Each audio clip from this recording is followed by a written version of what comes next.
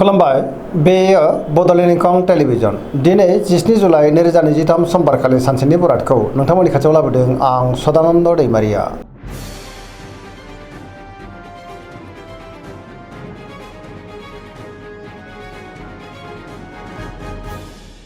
सिगां फरायथिनो लादों मेष राशि गिबि हांखो अ ल दिनैनि साना जोबोर मोजां।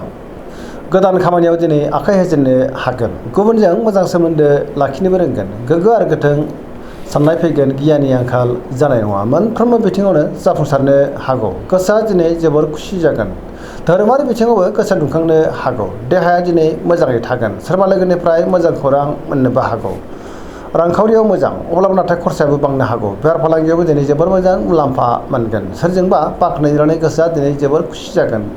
लोगोफोरनिफ्राय थोजासे हेफाजाबबो मोननो हागौ। न'खराव बिसि फिसायनि गेजेराव अनलायनाय फैगोन।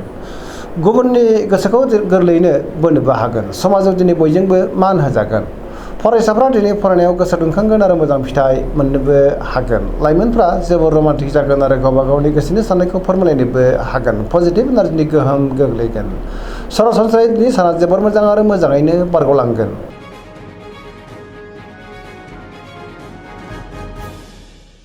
वृष राशि गिबि हांखो इ उ ब दिनैनि साना जोबोर मोजां।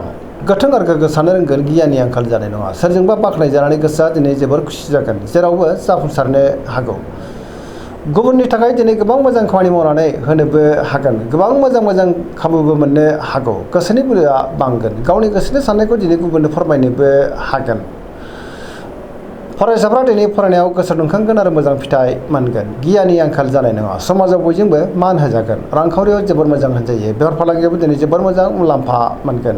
आयआबो दिनै बांनो हागौ। न'खराव बिसि फिसायनि गेजेराव अनलायनाय फैगोन। बिदा फंबायजों दिनै मोजां सोमोन्दो थागोन आरो बिमा बिफानि अननाय बोरखौ मोननो हागौ।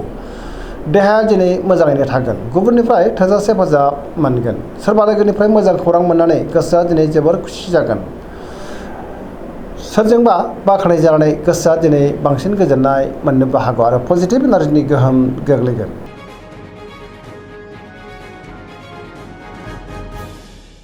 मिथुन राशि गिबि हांखो क स दिनैनि साना मोजां आरो गाज्रि गेजेरजों बाबेनलांनो हागौ। गोसोनि साननायफ्रा देबर नांगोन। नेगेटिभ एनार्जिनि गोहोम गोग्लैनोबो हागौ। गोथों आरो गोग्गो साननो रोंनाय नङा। गोसोनि साननायफ्रा देबर नांनो हागौ। समाजाव लोगो लेवानि आंखाल जानोबो हागौ। गोसोखौ दिनै जोबोर दरसि आरो हारसिं मोननोबो हागौ। गुबुननि थाखाय नाङा फाङा जेंनायाव गोग्लैनांनोबो हागौ। गियाननि आंखाल जानोबो हागौ।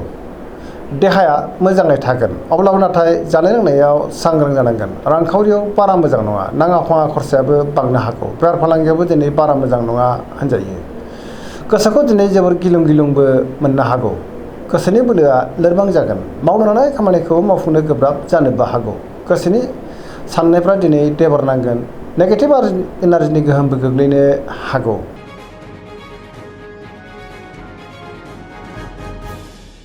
कर्कट राशि गिबि हांखो ड ह दिनैनि साना जोबोर मोजां। गोसोखौ दिनै जोबोर गोजोननाय मोनगोन। बहाबा थाङोब्ला दिनै जोबोर मोजां आरो मोजाङैनो हान्थिनो हागोन। गुबुननि थाखाय दिनै गोबां मोजां खामानि मावनानै होनोबो हागोन। गोसोनि साननायफ्रा मोगथाङाव जाफुंनोबो हागौ। गोसोआव पजिटिभ साननाय फैगोन। गोथों आरो गोग्गो साननो रोंगोन। गियाननि आंखाल जानाय नङा। मावनो लानाय खामानिखौ थि समावनो आरो गोरलैयैनो मावफुंनोबो हागोन। सोरजोंबा बाख्नायजानानै गोसोआ दिनै जोबोर खुसि जागोन। लाइमोनफोरा जोबोर रमान्टिक जागोन आरो गावबा गावनि गोसोनि साननायखौ फोरमायलायनोबो हागोन। न'खराव अनलायनाय फैगोन। सोरबा लोगोजों बाख्नायजानो हागौ। देहाया दिनै मोजाङैनो थागोन। रांखावरियाव मोजां। बेफार फालांगियावबो मोजां होनजायो। गोबां धोन आरजिनोबो हागोन। बहाबा थाङोब्ला दिनै जोबोर मोजां आरो मोजाङैनो हान्थिनो हागोन। गुबुनजों दिनै मोजां सोमोन्दो लाखिनोबो रोंगोन आरो पजिटिभ एनार्जिनि गोहोम गोग्लैनोबो हागौ।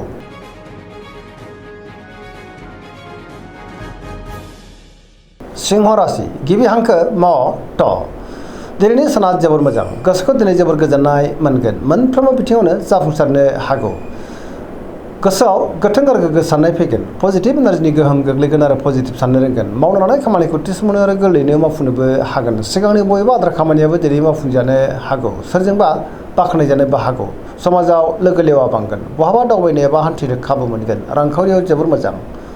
अब्लाबो नाथाय खरसायाबो बांनो हागौ। बेफार फालांगियाव दिनै जोबोर मोजां मुलाम्फा मोननो हागोन। गोसोनि साननायखौ दिनै गुबुननो फोरमायनोबो हागोन। न'खराव बिसि फिसायनि गेजेराव अनलायनाय फैगोन।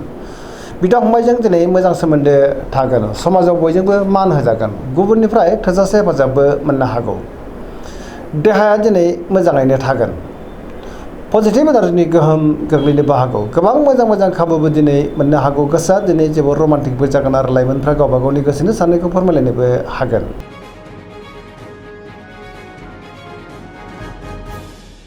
कन्या राशि गिबि हांखो फ ट दिनैनि साना मोजां आरो गाज्रिनि गेजेरजों बाबेनलांनो हागौ गोसोआव दिनै गोनो गोथो साननाय फैनोबो हागौ गुबुननि थाखाय नाङा फाङा जेंनायाव गोग्लैनांनोबो हागौ मोनफ्रोमबो बिथिङावनो सांग्रां जानांगोन बयजोंबो मोजां सोमोन्दो लाखिनो गोब्राब जानो हागौ गोथों आरो गोग्गो साननो रोंनाय नङा गियाननि आंखाल जानोबो हागौ सोरजोंबा रायखोमा जानोबो हागौ रांखावरियाव मोजां अब्लाबो नाथाय खरसायाबो बांनो हागौ बेफार फालांगियाव मोजां होनजायो देहाया दिनै बारा मोजां थानाय नङा गोबां रोखोमनि देहायारि जेंनाजों मोगा मोगि जानांनोबो हागौ जानाय लोंनायाव सांग्रां जानांगोन सुथुरनि गाज्रि नोजोर थानोबो हागौ गुबुननि थाखाय दिनै नाङा फाङा जेंनायाव गोग्लैनांनो हागौ नेगेटिभ एनार्जिनि गोहोम गोग्लैगोन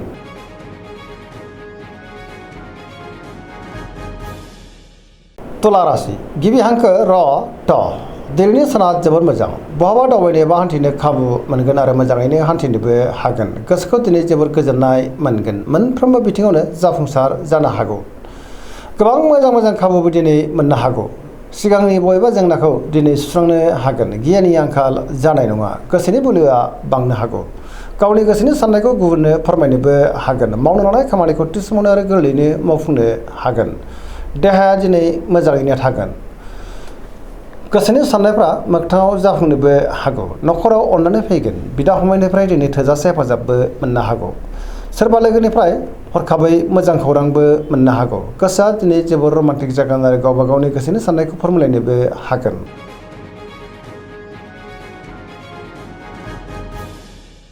वृश्चिक राशि गिबि हांखो न स दिनैनि साना जोबोर मोजां गोसोखौ दिनै जोबोर गोजोननाय मोनगोन गोबां मोजां खाबुबो मोननो हागौ गुबुननि गोसोखौ गोरलैयैनो बोनोबो हागोन पजिटिभ एनार्जिनि गोहोम गोग्लैगोन मोनफ्रोमबो बिथिङावनो जाफुंसार जानो हागोन गुबुननि थाखाय दिनै गोबां मोजां खामानि मावनानै होनोबो हागोन न'खराव बिसि फिसायनि गेजेराव अननानै फैगोन बिदा फंबायजों दिनै मोजां सोमोन्दो थानोबो हागौ सोरजोंबा बाख्नाय जानोबो हागौ बहाबा थाङोब्ला दिनै जोबोर मोजां आरो मोजाङैनो हान्थिनोबो हागोन गावनि गोसोनि साननायखौ गुबुननो फोरमायनो हागोन आरो लाइमोनफ्रा जोबोर रमान्टिक जागोन फरायसाफ्रा दिनै फरायनायाव गोसो दुंखांगोन आरो मोजां फिथाइ मोननोबो हागोन देहाया मोजाङै थागोन अब्लाबो नाथाय जानाय लोंनायाव सांग्रां जानांगोन पजिटिभ एनार्जिनि गोहोम गोग्लैनोबो हागौ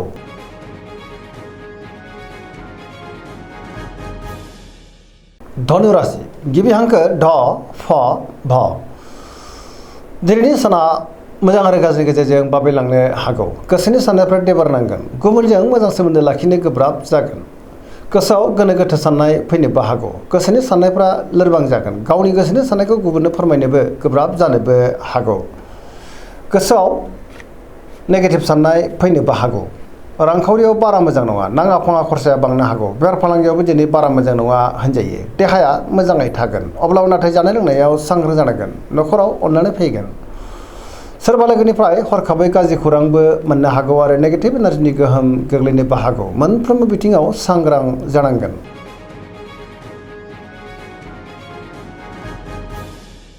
मकर राशि गिबि हांखो ख ज दिनैनि साना मोजां आरो गाज्रिनि गेजेरजों बाबेनलांनो हागौ गोसोआ दिनै गोनो गोथो जानोबो हागौ सोरबा सुथुरनि गाज्रि नोजोर थानोबो हागौ गोसोआव गोथों आरो गोग्गो साननो रोंनाय नङा गियाननि आंखाल जानोबो हागौ रांखावरियाव मोजां अब्लाबो नाथाय खरसायाबो बांनो हागौ बेफार फालांगियावबो मोजां होनजायो गोबां मोजां खाबुफोरा दिनै आखाइनिफ्राय बारग'लांनोबो हागौ गुबुनजों मोजां सोमोन्दो लाखिनो गोब्राब जागोन गोदान खामानियाव दिनै आखाइ होजेननो हानाय नङा सोरजोंबा रायखोमा जानोबो हागौ सिगांनि बबेबा जेंनाया दिनै फैफिननोबो हागौ बिदा फंबायनिफ्राय हेफाजाब मोननो हागोन सेंग्रा सिख्लाफ्रा जेरै जोबोर आला खाला जानोबो हागौ फरायसाफ्रा दिनै फरायनायाव गोसो दुंखांगोन आरो मोजां फिथाइ मोनगोन अब्लाबो नाथाय नेगेटिभ एनार्जिनि गोहोमबो गोग्लैनो हागौ सांग्रां जानाया गाहाम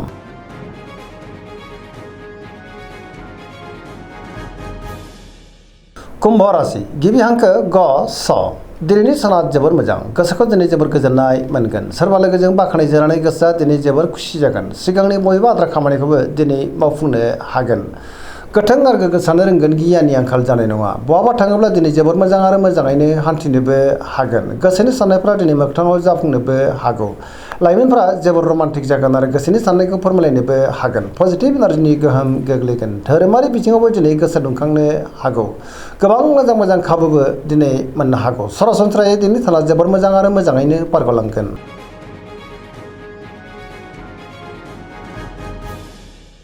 मीन राशि गिबि हांखो ड स दिनैनि साना जोबोर मोजां गोसोखौ दिनै जोबोर गोजोननाय मोनगोन गुबुनजों मोजां सोमोन्दो लाखिनोबो रोंगोन गोसोआ जेरावबो गोथों साननो रोंगोन गियाननि आंखाल जानाय नङा मोनफ्रोमबो बिथिङावनो जाफुंसार जानो हागोन गोसोनि बोलोआबो बांनो हागौ गावनि गोसोनि साननायखौ दिनै गुबुननो फोरमायनोबो हागोन न'खराव बिसि फिसायनि गेजेराव अननानै फैगोन बिदा फंबायजों दिनै मोजां सोमोन्दो थागोन आरो गावबा गावनि गोसोनि साननायखौ लाइमोनफ्रा फोरमायलायनोबो हागोन देहाया मोजाङै थागोन रांखावरियाव मोजां बेफार फालांगियावबो मोजां होनजायो सोरजोंबा दिनै बाख्नाय जानानै गोसोआ दिनै जोबोर खुसि जागोन पजिटिभ एनार्जिनि गोहोम गोग्लैगोन सरासनस्रायै दिनै साना जोबोर मोजां आरो मोजाङैनो बारग'लांगोन। दिनैनि राशि फरायनाया एसेनोसै जोबनायाव बेखौनो खावलायो जाहाथे नोंथांमोना सानफ्रामबो जोंनि बे बड'लेण्ड इंखं टेलिभिजनखौ नायबाय थायो आरो साबस्क्राइब खालामो लोगोसे लाइक खालामो आरो शेयार खालामो एसेनोसै गोजोन्थों।